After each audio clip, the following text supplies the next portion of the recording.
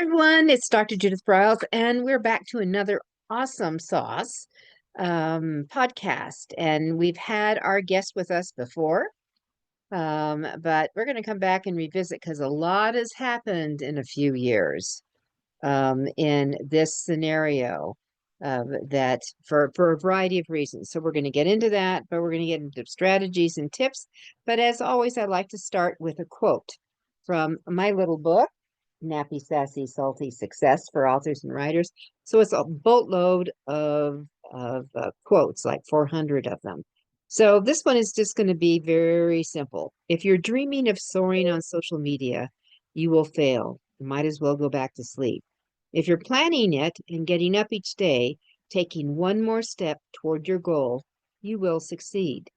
And when it comes to our topic, that's going to be all about it. So I always want to thank our sponsors, NZ Graphics and Nick Zellinger, and creating awesome book cover and designs. Rebecca Finkel with FPGD and .com and book design and lots of swag as well as websites.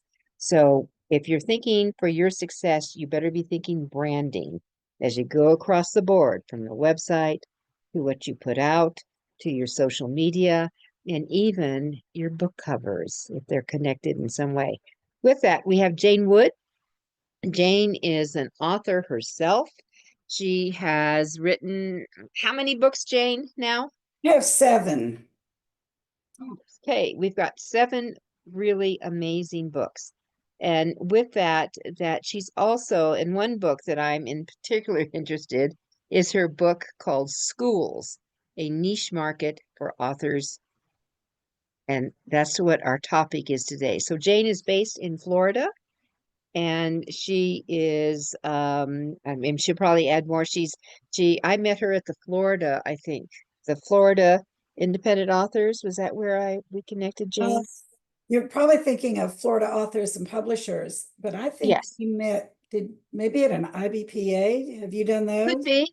It could be a long time ago. Yeah, it Yeah. was. I mean, I've done Salt Lake City and Portland and Chicago, so Orlando. We've probably crossed paths at one of those. As we should have. Anyway, it was a good thing that we did that.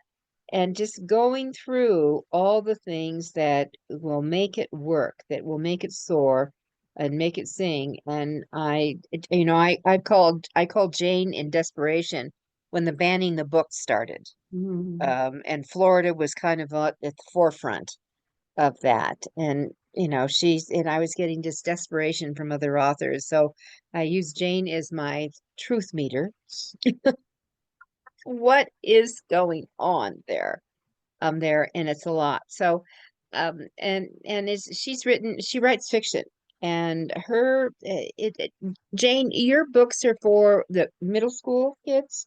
They're upper elementary, third, Oh, fourth, from and fifth elementary. grade is my target audience, but a lot of middle schools will also use them.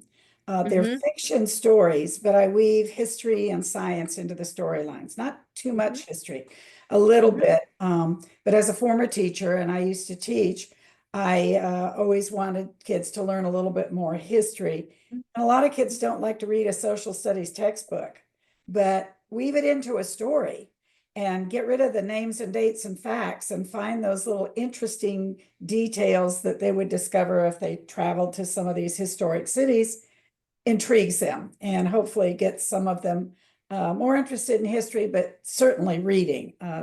My books are popular because they're fun and they are either a mystery or an adventure and they have a lot of humor. And I created typical American kids so the kids, my readers, they can connect with them. Mm-hmm. Mm-hmm. I've been All very right. And successful specifically with schools in marketing my books. well, I think you may be the master out there that has really done it. I have bragged about you to others. I'm saying you need to meet this author. Literally, that when she has gone into school, hallways have been dedicated to her work, which is quite a feat. That's true. I guess my best story is in 2014. One school district purchased 6,400 copies of one of my titles, and every fourth grader in the district read it. It was wonderful to get an order that large. That was 2014. And the interesting thing is that book was published in 2004. So here it was, a book that was 10 years old, but so many teachers had used it and liked it that when the superintendent at that district said, I want my kids learning history through fiction, fourth grade teachers said, we got to have Jane's book. So it wasn't an overnight success, you know how they say those things. For 10 years, teachers had been using it, they liked it, and lo and behold, I got a purchase order for 6,400 copies. It was a good order. Exciting. How much, curious, how much did you have to discount if you did, Interesting story. to make them happy? Interesting story. Got a Ooh. phone call on a Sunday afternoon. I think we were Mhm. watching football. My Uh-huh. husband said, I think this call is for you. It was someone at that district, a woman, who said, we've got money to spend, grant money to spend, and I need a letter from you by Monday. This was Sunday afternoon. Mhm. She never bothered to ask about a discount. Nice. I ended up selling it at full price. She didn't How fabulous is that? She Yeah. didn't know. I do offer discounts to schools. It's usually about a 20% discount. hmm Um, and that's where I've sold most of my books. You know, when you sell them to bookstores and libraries and certainly to Amazon online accounts, you give away a big percentage. And frequently you have to do the shipping depending on how you've structured your company. But Exactly. when I do them to schools, I'm selling them myself. I keep inventory here at the house so that I can sell them at a large discount and I have them readily available. So it's worked for me. It doesn't work so much anymore for many people because everybody wants to do print on demand or work with their publisher, and the publisher sends them out, and frequently publishers don't want to do a discount. I talk to a lot of other authors, and it's across the board. But I do offer discounts to schools, and I offer them on my website. Okay, so that's a bravo for me. I did that too. That's how I got into becoming publisher. Is a client I was speaking for called and asked for a few books, and when I think of few books, I think of a few books, and what I could I get a discount from the publisher? Well, with Jane, it was a situation where I'd just taken back the remainders. There were 60 of them. Certainly 60 could supply a few.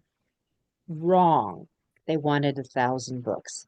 So, and I said I'll do that. And that's how that propelled me into it.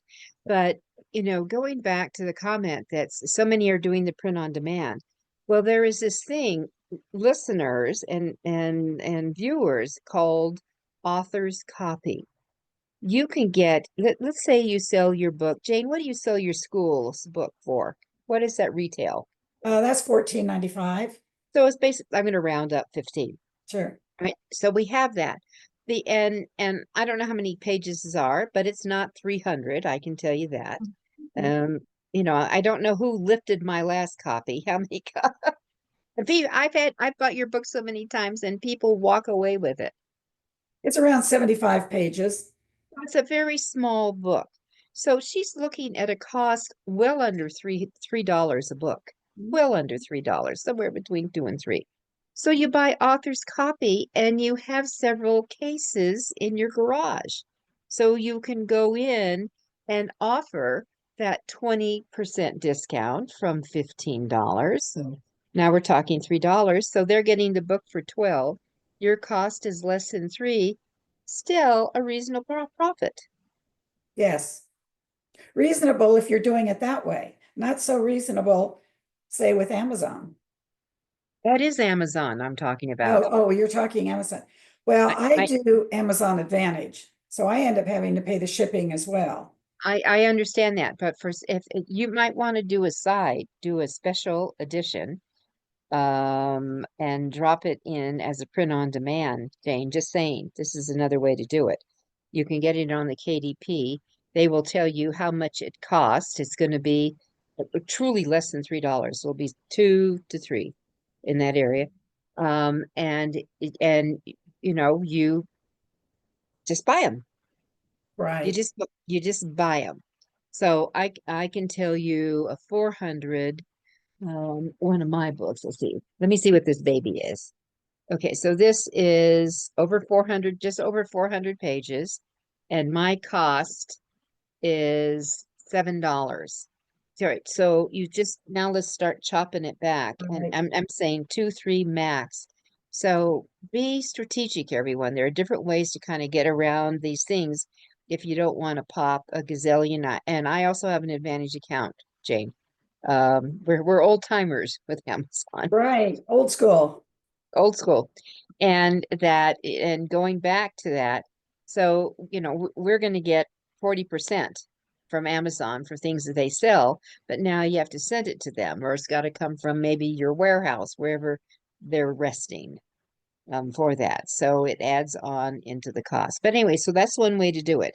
If you're looking to get stock, low cost, have an inventory, and since we're talking about schools, so what I need to ask, when you offer that 20%, Jane, are you saying if everyone buys it, or for anyone who buys the book, they get 20% off? How do you put out to the schools?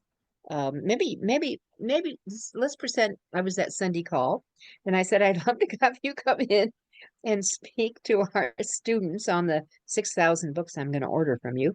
Um, and so they've already bought them. They're going to put them in the kiddos' hands. But and which would not be a call likely you get today in today's environment with the cutbacks.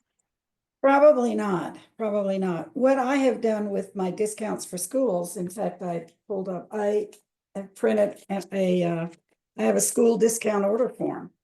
Looks like this. Anybody Mhm. wants to know, they can go to my website, they can look at it, gives a very brief description of the books, and then there's an order form down here. And Mhm. that gives them everything they need to know. Schools, I have it obviously as a PDF on my website, or if I get an inquiry from a school, an email saying, how much are your books? We'd like to order some. I can just shoot them the order form. It's been that simple. I Mhm. initially, going back to what you were talking about pricing, I've done a lot of my books initially uh, online printing. I mean, offset printing. Uh-huh. Me And I too. would I would order 3 to 5,000 copies at a time so that the price goes down. Way down. Way down, way down.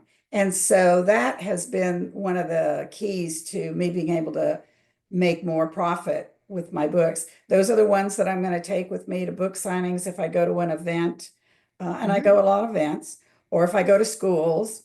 Usually the bookstores are going to buy it. My books are with Ingram. They're going to, or Baker and Taylor. They're going to get them there. Same thing with libraries. But I have had libraries come to me and say, can we get some books just from you? That doesn't happen very often, but it's nice to have inventory.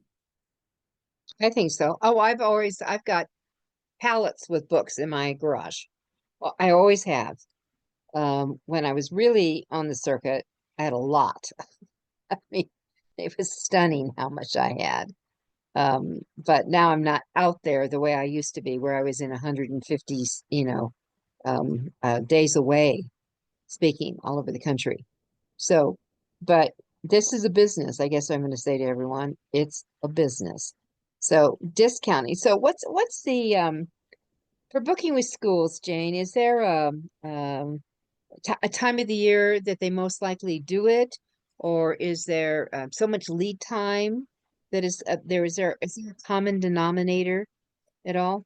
There are two key time elements. Obviously, beginning of the school year.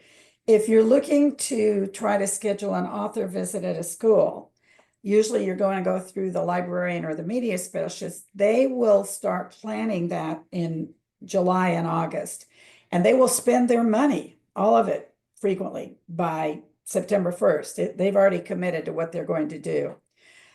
So that's a big date. Buying books and scheduling author visits, that they've got their budget and they want to go ahead and get everything organized and taken care of. The other time of the year that has an impact on school book sales is testing periods. Right now in Florida, they're doing a lot of their state testing in this month. Soon as the testing is over, the teachers will say, now we can do what we really want to do with the subject area, the curriculum, the academics. They've had to, unfortunately, teach to the test for the first 6 months of the year. Get those kids prepared so that they get good test scores. Mhm. Because schools are rated by their test scores. That's how they're evaluated. That's where they get their accountability. So the teachers, whether they like it or not, have to teach to the test. Soon as the tests are over, my phone starts ringing. Oh, will you come speak to our school? Oh, a lot of times it's that time of year, May coming up. A lot of them have grant monies that they have to spend, particularly with Title I programs. Title I programs are, that's for schools with a large population of free and reduced lunch. So these are your low income areas. And they do get federal grants. Well, they used to. Who knows what's going on now? Who Who knows? knows? Who Yeah. knows? Yeah. And in fact, I was in a school yesterday and Friday. I did a school visit Friday.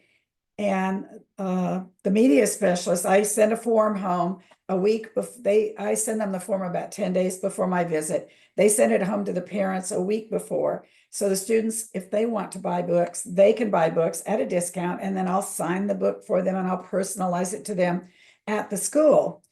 Well, I sent the standard form home to the school where I've spoken in that district many, many, many times. And she said, we had to remove 3 books from your list because they haven't been approved yet. And I run into this. You mentioned Florida. I run into this a lot. Mm. I had a young man come up to me and says, I want your 5th book, which was not on the approved list, even though it wasn't on the form that went home to the parents because they got rid of it. He said, I know about this book. I want to read this book. I have my money right here. And the media specialist stood right there and said, no, you can't sell this to him. So since then, I have put a call into the district level. I said, tell me who the person is I need to talk to. What's the process I have to go through to get these books approved? She was very, very nervous. I think she felt like I was going to rock the boat. And sometimes I do that, but I wasn't planning on doing that. And I left a voice message recently, trying to get to the person that makes that decision, and I haven't heard back. I'll follow up with an email because I got her email address. And it's a county that I've spoken at many, many times. They have a lot of schools. It's across the river from me. It's not in my district, but I've got 5 different districts close to me, driving distance. It's easy for me to go do school visits there. So that's prime territory for me. That's low hanging fruit. I'd like to get all 6 of my books on the list, but nobody wants to talk about it. That's one of the things we face here in Florida. Wow.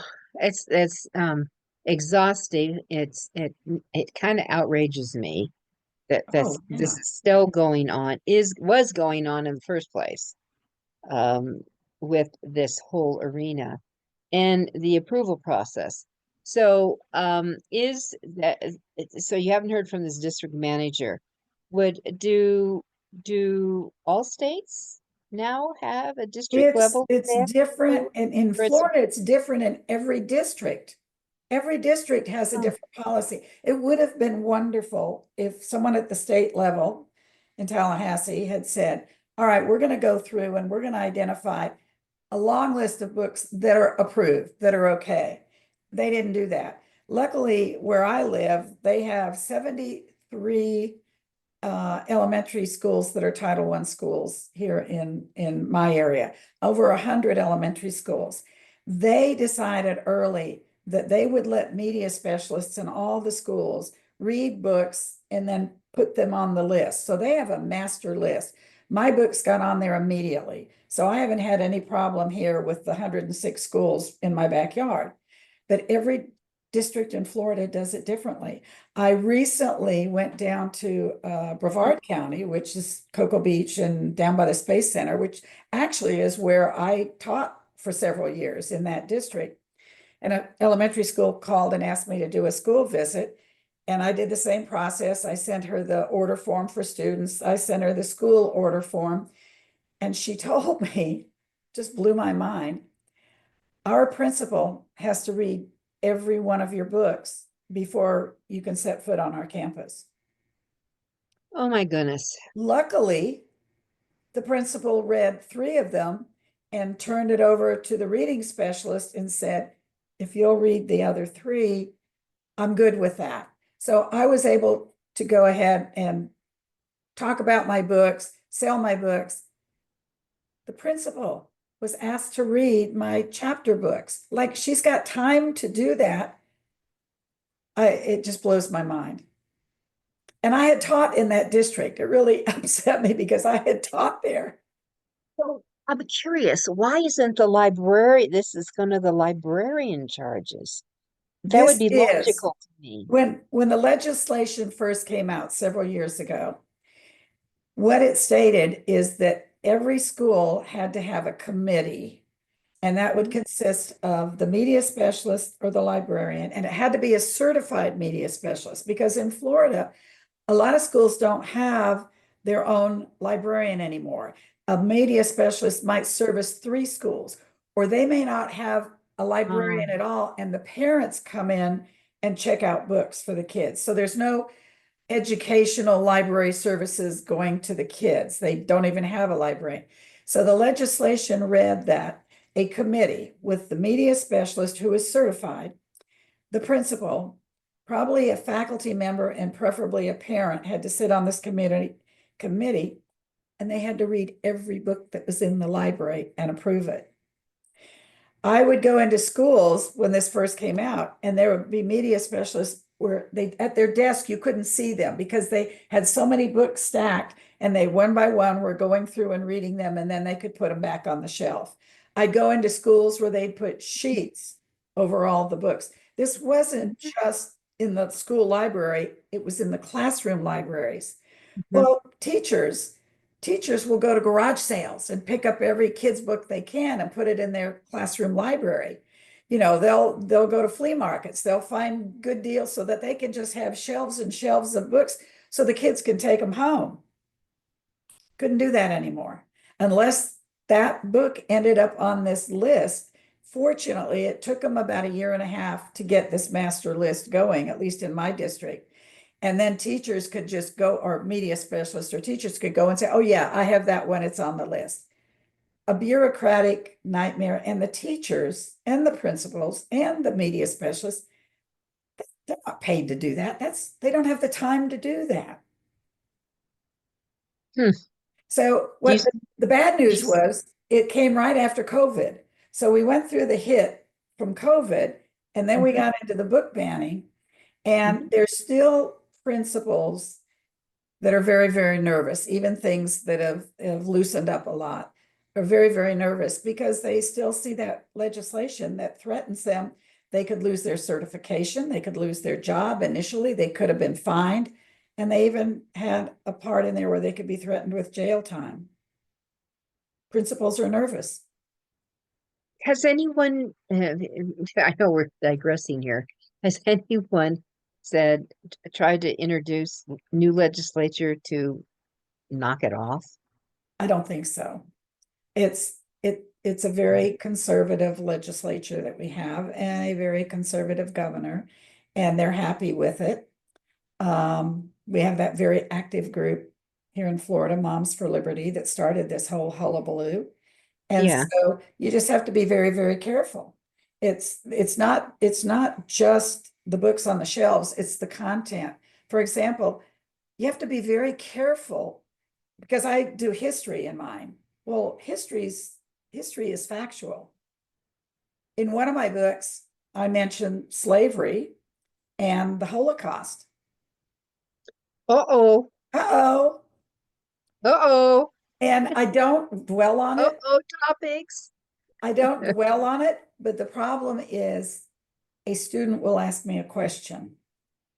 I Mhm, tiptoe very carefully through those topics and keep it mhm. historical and factual. And basically, I avoid it as much as I can because I don't want to put the teacher or the media specialist, I don't want to make them vulnerable. So if a student asks a question, I usually will refer them to their teacher. And I say, well, I'm not sure what textbooks you're using, how you're discussing this. So I think you need to discuss this with your teacher. I am not going to throw them under the bus. It's just too Mm, important. And all it takes is one parent to come in. I know. That's what's frightening to me. Yeah.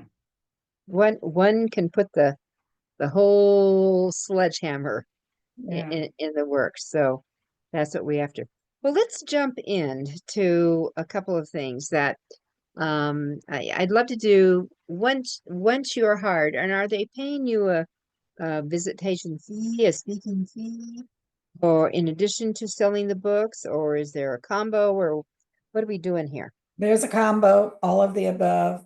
Hmm. Frequently, I will do a school that's local that I don't have to go very far. I will even do it for free if they allow me to sell books to the kids because I make more money selling books to the kids. What happens is because I have a series of 5, and Hmm. it's of course the same characters in each book. That's what a series is. When a teacher uses one of my books in the classroom, the kids want to find out what happens What in happens 4. next? Yeah. And so I do a lot of book sales. I've gone to books to schools before where I've sold 300 books just to the kids. Oh my gosh. Well, that is lucrative. Yeah, normally, depending on the size of the school, it could be 30 books, it could be 50 books, it could be 100 books. It's soup to nuts. But yes, I do get a speaking fee if I leave the area. Um, as I tell other authors, everything's negotiable. Find out what they can pay. I've had media specialists call me and say, I only have $200 in my budget. My speaking fee for half a day is $350, which is very reasonable. I know authors that are charging $1,500 a day, 2-day minimum, and they get it.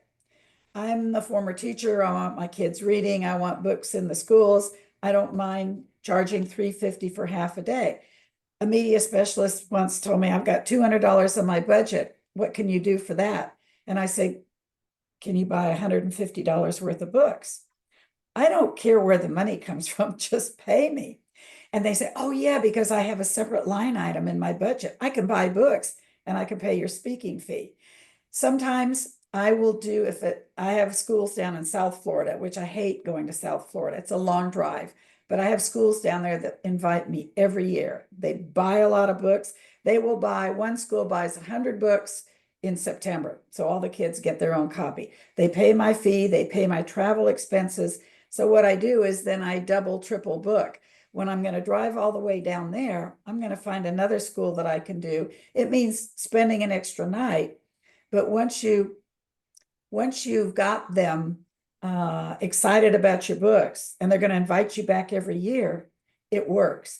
And the beauty of selling to schools and kids is every year they've got a whole new group of 4th graders or 5th graders. So even though the teachers have heard you before, and I always have to tweak my presentation a little bit for the sake of the teachers, so they don't roll their eyes and say, oh, she's doing the same thing. I throw extra things in there. But once you get your foot in the door and they like what you do, not only your books, but your presentation. So most of my school visits today, like you, I'm slowing down a little. Most of my school visits today are repeat visits. They find me. Jane, we had you here before, or Mrs. So-and-so over at that school said, we need to call you. You do a great presentation. Everything I do, particularly in Florida, is compatible with our state standards. And so when the teachers discover that and they realize there's certain things they have to teach, they'll use my books because for kids that don't like to read a social studies textbook or they don't like history, they'll read a adventure or a mystery. And a good teacher will say, well, who was Paul Revere and why was he important? Because in my 5th book, my characters go to Boston and they visit the Paul Revere house. They go to the Old North Church. They tour the USS Constitution, which was that ship commissioned by George Washington. I probably only spend a couple of pages on each of those topics, but a good teacher will then run with it. And that's all. It's all about relationships coming in on that. All right. So, Jane, if you were to advise. Let's put you in your consultant hat on. All Okay. right, so you want to speak in schools. Here's what you need on your website. How about that? Here's what you need on your website. Here's what you need in a toolkit, maybe to be able to email to them. What are the steps they should go through? Could you go through that? Sure, sure.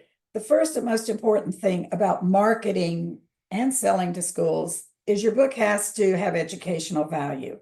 There are a ton of cute books out there. But unless it some way reinforces what the teachers are having to teach, they don't have the time or the budget to spend on another cute book.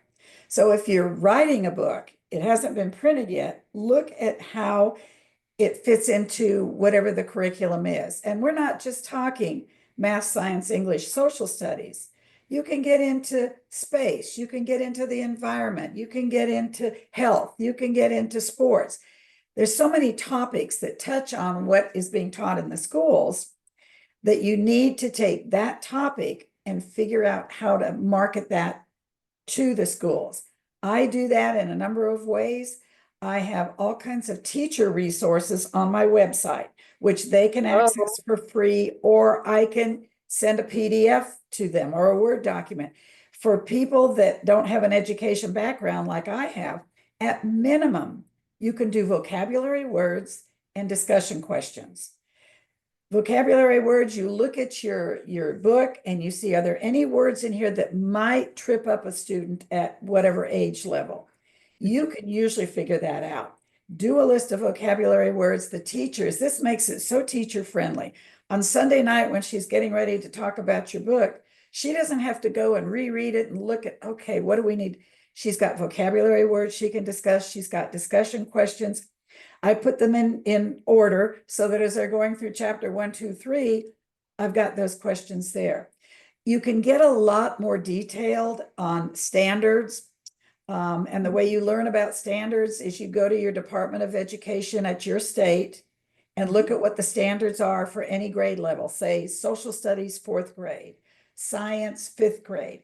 Somewhere on their website, they will have that. It'll either be called standards or curriculum or accountability. And then you figure out where your book fits in.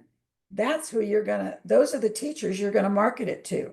Or if you're gonna contact the media specialist, which is usually your first person point of contact, you're gonna let them know.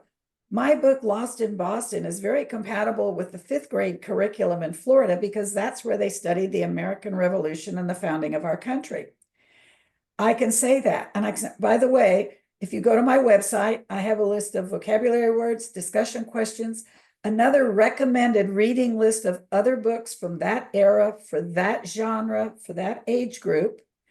I have a thing I do called the electronic scavenger hunt, where I have a list of 10 websites that I send the kids to with the link, because if they have the document online, they can click on the link and they have to answer the question by going to that website.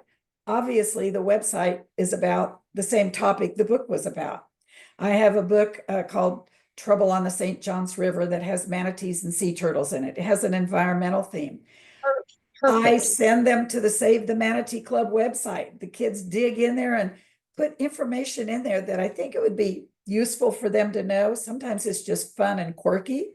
Teachers love that. Takes a little work to do that. Every August, I have to go through and update them because websites change. And so I keep it updated. But those are the kinds of things that I can offer that any author can offer. If you want to do something on standards and you're not comfortable, you don't know what you're doing, I always say, find a teacher, pay the teacher $100. Would you go through and find 5 or 6 standards that this relates to? Those are all So, resources you can make available to the teachers. so that the word standards is the buzz word. Okay. And every state Department of Education will have it somewhere. And if you can, and some of them are really difficult to find, and some of them are very, very vague. Some of them will be very specific. And if you're targeting a school, say in Massachusetts, you want to go to that state's website and look at what are they teaching at the 5th grade level that might relate back to your book, or kindergarten, or whatever it is. So what you're doing is, that's part of your marketing strategy. Mhm, It's like with any marketing, what can I do for you? mhm. To make it easier. Make it You know, easy. yeah, I learned to do that because I spoke so much in healthcare, and they didn't call them standards, but we had to have certain kind of questions for what will participants take away so they would qualify for their continuing education, Sure. and do that. So that's what we did on all those things. So it did work out kind of nice with So that. those are some of your things in your toolkit, as you were calling it. Yeah. And once you do it, it's evergreen, except for, like I said, the websites. I have to go in and update that. But not only does it increase your credibility, but it's one of those tools that you can share with whoever you're going to be marketing to. Hmm. And that's what you need to know. So it's, in other words, everyone, you got to do your homework. Yes. Uh, that's that's the takeaway here. You got to do your homework, and know it's there. All right, so we have those, and you do an update like once a year to I do. see what's changed. So Yeah. that's part of the author homework. And then you go ahead. Do you put that up for each book, what the standards are on your website so they can I see that? have in the past. I don't have a lot of them there right now because Mhm. they're updating them. And you go Ah, in and you find standards from 2023, and that's not relevant anymore. So they will be updated, and they'll probably come out with the new ones in July, so that the teachers will know what to use. But you can good to be know. very vague sometimes. For example, with my Boston book, they talk about the American Revolution. You just need to go in and find out what grade level is that taught. Um, Mhm.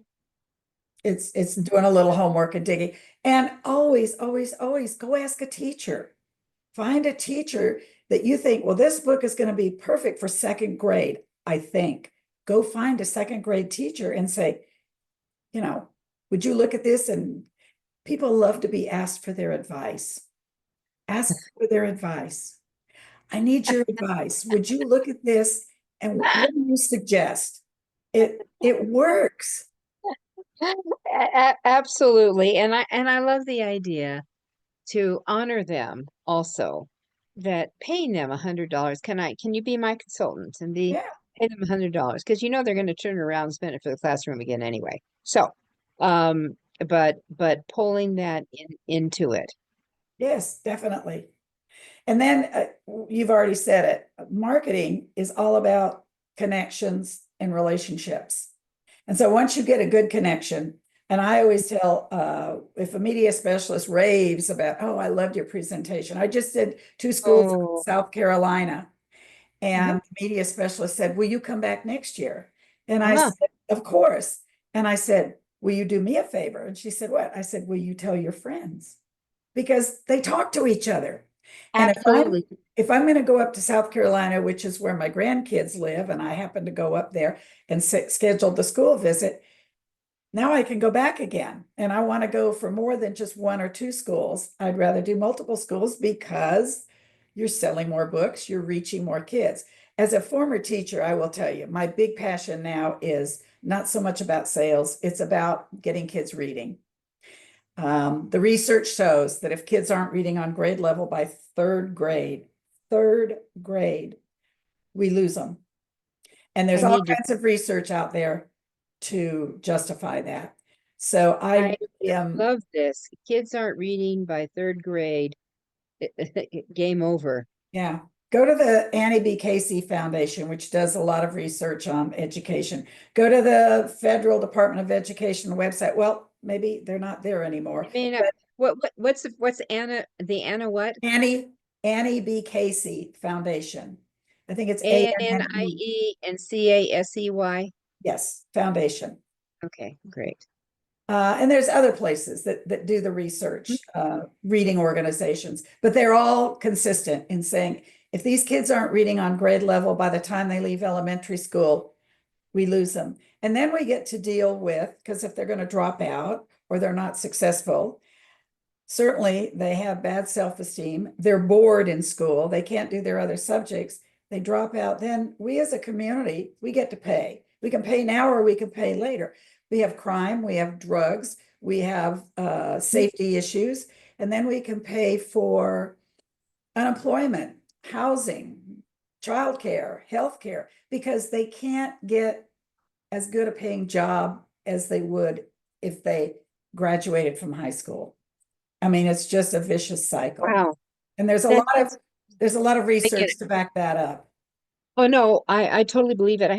I'm gonna do a little brag. We were in bookstores over the weekend, and I have my youngest client, Jane, I've ever worked with. He's 10 years old, and he published his book, and the name of it is A Boy Named Darius, and this is his story. He had a very rare autoimmune disease that mimics itself like cancer. It is treated with chemo like cancer. Basketball became his medicine. Darius is 10 years old, and we sold 73 books in the bookstore on Sunday. I love it. You say basketball was his Medicine, medicine. his Have you introduced him history. to Kwame Alexander? I haven't, but I know who Kwame. I don't know Kwame, but I know who he He is. got his Newbery, Yes, a I book remember. that I he was wrote there. for Yeah. middle school boys playing basketball, and it's done in poetry. It's wonderful. But maybe this boy is a little young for that yet. But Oh, he's way ahead. He's a smarty. well, introduce him to Kwame Alexander.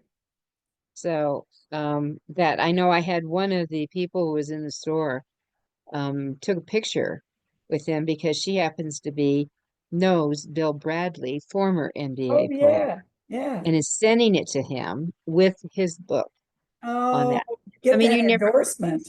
yeah, since he was 4 years old, he's dreamed of being an NBA player. He plays on the AA amateur athletic on the elite teams. I mean, he's moving in that direction. Wow. Wow, So, that's wonderful. That's but wonderful. but the kids that came in, the schoolmates who flocked in to get his book, Oh, so which is very cool. So I think 10 years old is fourth or fifth grade. You help me usually out. fourth. Fourth grade. Okay. So that's where they are. So I loved that Oh, experience that's on great. that. All right, so we've got the kind of the steps. We've learned everyone who are the most important people, the librarian or the media specialist. That's where you pitch. Don't pitch it to the school teacher.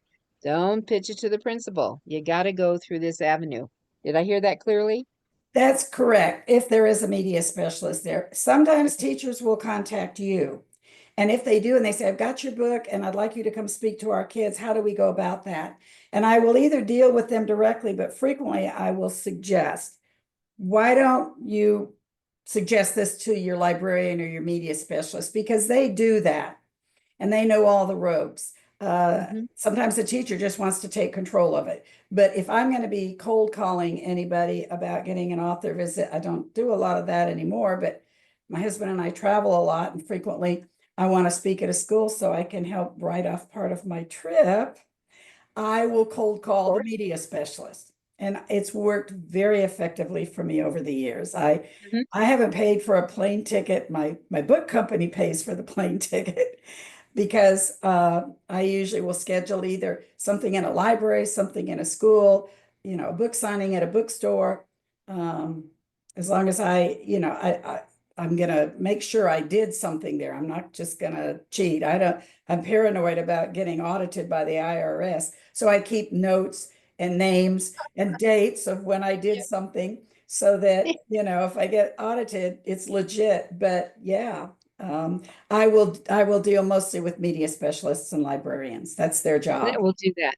Right. So I remember one time you gave me some tips on how to get classrooms to buy maybe full sets, like you have 5 books, you said. Yes. All right. How to get them to buy all of them? Um, what's in your toolkit for that now? Well, normally they buy one, and what schools are doing today, and this I find this across the country, is they do Hmm. what's called a novel study. This has become a hot topic, a novel study. And that means the whole class is reading the same book and discussing it. Well, to do a novel study, each child has to have a copy of the book. So I will have schools that will buy a classroom set or two classroom sets, and frequently they'll buy one or two, and Mrs. Jones' class will read it, and then they pass it on to Mrs. Smith's class because of budgets, but they will do a classroom set. After that happens, then it's the kids that want to read the other four. I'm working on a special project now. This is kind of out of the box thinking. When Oh, we I went, love it.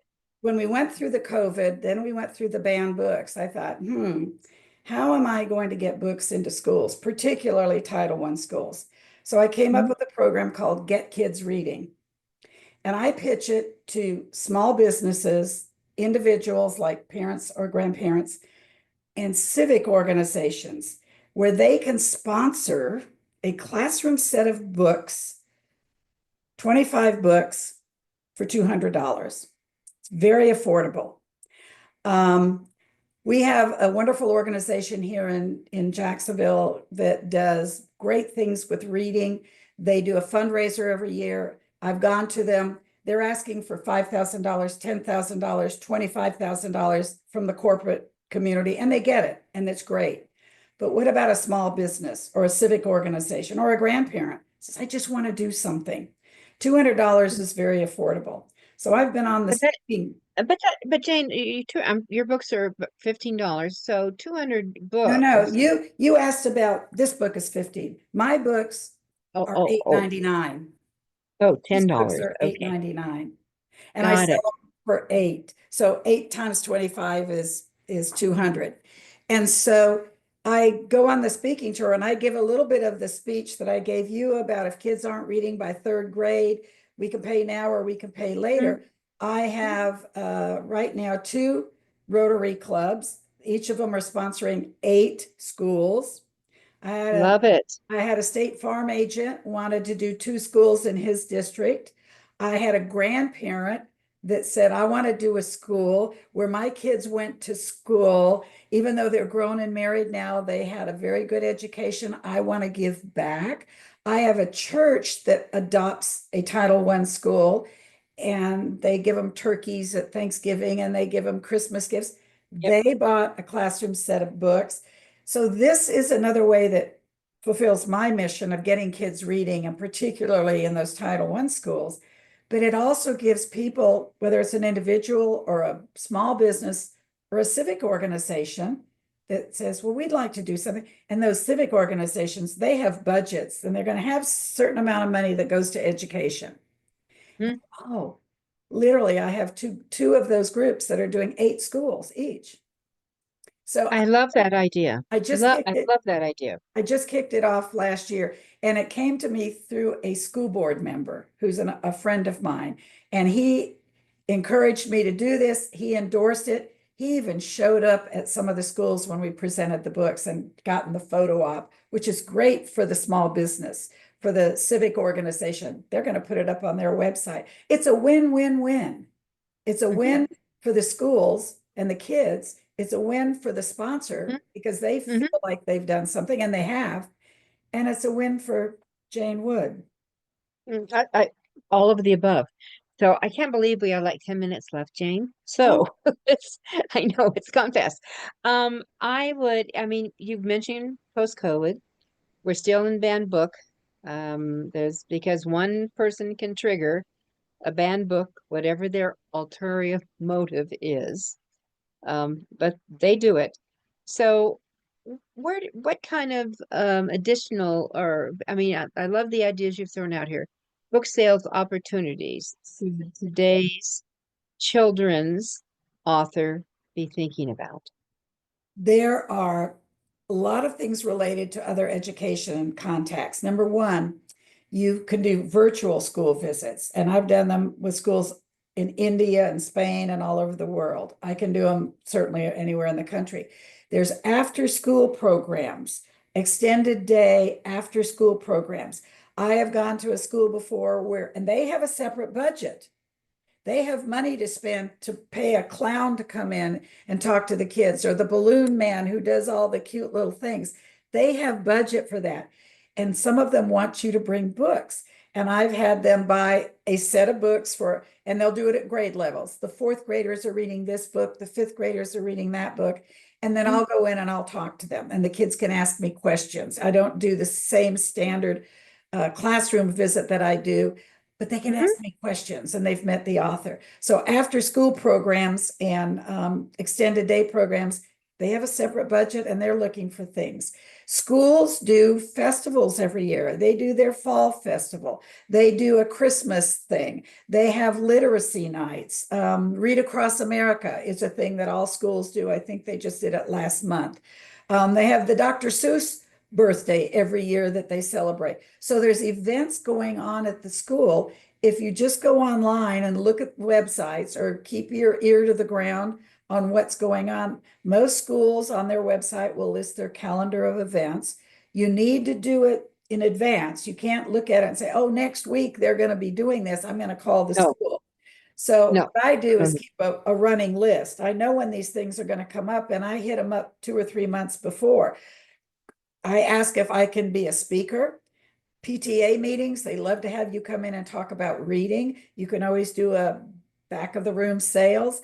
I do these literacy nights where I may be speaking, I may not. I say, can I have a vendor table? Usually it costs me $25. You want to go in the evening when the parents are there because they have their credit card and they have their checkbook.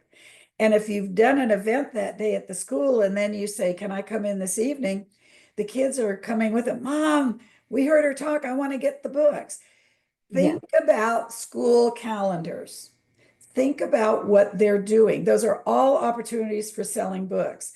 Libraries also have kids' book clubs. Not all libraries, but many do.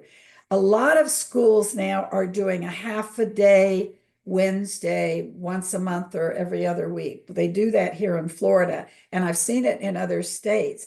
That half a day is given to teachers to do planning and preparation. Well, frequently, libraries will then do activities for the kids on that half a day that they're out of school. And they're always looking for people to do a reading, to talk to them. So again, do your homework. Get your ear to the ground, look at websites, meet somebody at the library that coordinates these things. And obviously, you need a flyer. I always have my flyers. Anybody can go on my website and look at my flyer and copy. I leave the flyer with the librarian, or I send the PDF in an email. The PTA group, the beginning of the school year, the PTAs will start doing their election for the board for next year now. They do it in the spring for next year. Find out if you can become a speaker to one of their meetings, and they're frequently looking for speakers. I don't go in and talk about my book specifically. I talk about the importance of reading and how you can get your kids to read. So there's just all kinds of other education-related events, boys clubs and girls clubs, nonprofit organizations in your community that deal with kids. A lot of them have after-school programs, and the kids have to do their homework before they can go do whatever the activity is that they're known for. It's a matter of doing your homework. Always. And then it's the second thing we've already mentioned, making connections and relationships. And once you get what I always call my champion, if I get a champion librarian, I stay in touch with that person. If I get a champion at the district level, I stay in touch with that person. Send them a note every now and then. It's all about relationships. Everything that we've talked about, it all comes together. The same kind of marketing you would do if you were going to a bookstore or a library. You're just dealing with a little different audience. So you need to put your head in your mouth in the brain of that particular audience, whether it's the teacher, the media specialist, the parent, the civic group, the library. How many events do you like to do a month? Do you have kind of a quota you put yourself on? Oh gosh, I've been doing this for 20 years, and I used to do 2 and sometimes 3 a week. I don't do Mhm. that anymore. It's exhausting, partly because I put a lot of energy into my presentations and I'm moving around a lot and I come home exhausted. So Mhm. I probably am doing maybe 2 or 3 or 4 a month, particularly if I don't have to travel. When I travel, you have all the It other. takes it out. Absolutely. I used to figure, almost three because I was on the plane all the time. Three days for a gig, a day to get there, a day I'm there, and another day to get back here. So if I could put them together like you were talking about. Well, we've mentioned Jane Wood website many times, but we haven't told you what it is. So here it is. It's Jane Wood, like just the D, books, Dot and com, that's the plural. dot That's the com. plural. Jane Wood .com. Books. JaneWoodBooks.com. So Jane, it's been fabulous to have you again Oh, on thank you. here. We're too far in between. This is so important. And I just really salute you for the work you're doing for supporting kids, for supporting the art of reading and literacy, and Yeah. our future workers. So, so much. So thank you. Thank you. You're welcome. This is always fun. Let's do it again. I'm all for it. Okay. All right, everyone. We'll see you next week.